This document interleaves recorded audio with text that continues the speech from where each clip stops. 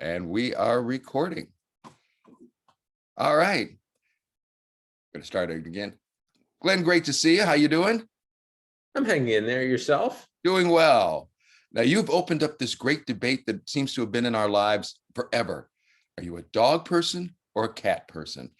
And your first series, of course, was Dogs on Netflix. Talk a little bit about that. I mean, it's just so amazing how dogs and cats are so much a part of our families.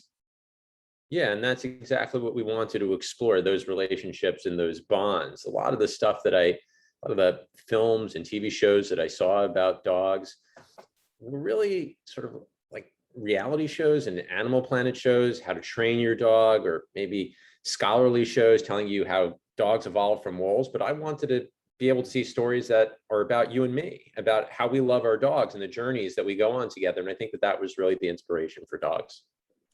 And so, like you said, that one went, so well that you decided now to add cats and cat people. How did that come about? Because the cat people bullied me. They said, I mean, it's only half true. I mean, it is half true and half, I'm exaggerating to be funny. But when Dogs came out, the cat people were pretty upset with me. They said, "Where's our cat show? Why would you do a dog show? We love our cats just as much as people love their dogs." And they're right. And at one point in my life, I had 3 cats. I was living in a 1-bedroom apartment in Brooklyn with 3 cats. And I said, "You're absolutely right." When I went in to pitch Netflix cat people, I brought in all the tweets. I said, look at all these people that want a cat show. And they said, "You're right. We should do this." Well, great. And it's kind of like they're both sides love their animals, as much. I mean, they're all family members, but it's just so different on the, way that they kind of love each other as far as, the dog people and the cat people. What was the biggest difference you found? I mean, cat people tend to be more insular. They like to hang out by themselves. Dog people more extroverts. They like to go out and go to the park with their dogs and go specifically to dog parks and let their dogs play with other dogs.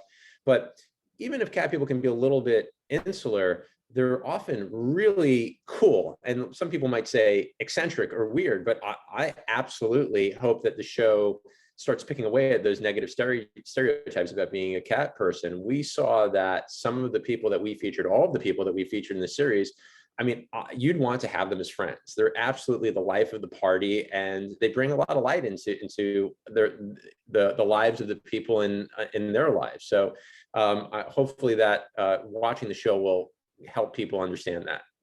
And it's a fun series, and it's already airing right now, both on Netflix. So people can tune in and pick their sides. And I've got a lot of friends who have both dogs and cats. So and why not both?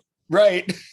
So they're going to watch it both. I say, because like with me personally, I had a dog, an American Eskimo. We had him for 14 years, and he was our son. And yeah, just one of those weird things for my mother, who never liked dogs. She lived down the street. I would walk him over to her house. She bought him his own bowl, his own bed. I mean, it was kind of like, hey, I didn't get this as a kid, how, type thing, but it was great. Absolutely. And I bet that dog loved those cold Detroit winters. Oh, yeah. Oh, yeah. He'd just be out in the backyard in the snow with, his all white, just jumping all around. And all you saw were like the 2 black guys, so looking like stones. And then one other thing I did just want to show you is I never thought I'd be a cat person. Ever be a cat person. Yeah. Last year, March the 12th was when I flew home for the last time after doing an interview. And then, of course, everything hit. Well, I looked out one day and there was a cat that just looked so beat up. The gook and the coat was it. So I went into my kitchen. I got a can of tuna. I went out, put it outside, and the cat zoomed across the street. Yes. And it finally made its way back. And so I started doing that every day. But just to make a long story short, this is my cat. Yep. And she lives on my front porch now. That's her on her chair.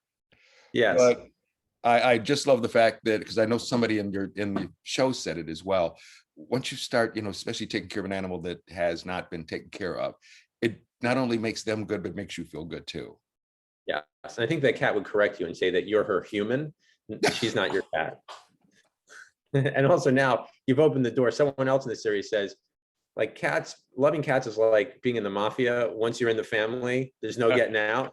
So good luck with the rest of the cats that are going to probably enter your life now. And guess what they have? She had kittens. So And my wife also told me never name them, which I did. That was Sweetie. And so we've got Scamper, Midnight, Tiger Woods, and who's the other one? Bosco. So there we go. That's awesome. That's awesome. But yeah, but like I said, very nice series. Enjoyed very much. Now what are you going to do next year when the guinea pig people start approaching you? I'm going to say they're on their own. They should make their own. I'm going to say they should start making some TikTok videos, because that's really all like that can really support.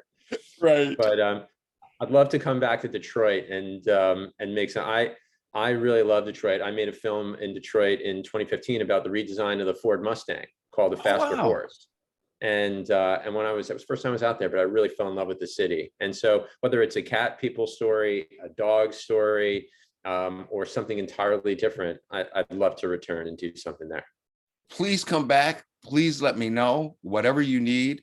I can help you get it going and different things. So I also have a city tour business here. So we travel with everything in regards to the history of the city of Detroit as well. Well, keep your radar up, your dog ears and your cat ears up for really special dog and cat stories, because hopefully we'll have more seasons of these shows and a lot more stories to tell. I will definitely do that for you for next season for both. That'd be great. And I know Sweetie, my cat, would love to be going, yes, see. Have her agent call me. I sure will. Glenn, thank you so very, very much. I really appreciate your time and really enjoyed. And yeah, would love to have you back here in Detroit doing something. Awesome, man. Pleasure to meet you. Pleasure being on. You got it. Take care. And Matthew, if you're still out there, he's also from Detroit too. So thank you so much, Greg. I appreciate it. You got it. All right, guys, take care. Take care, both. Let's see. Push the correct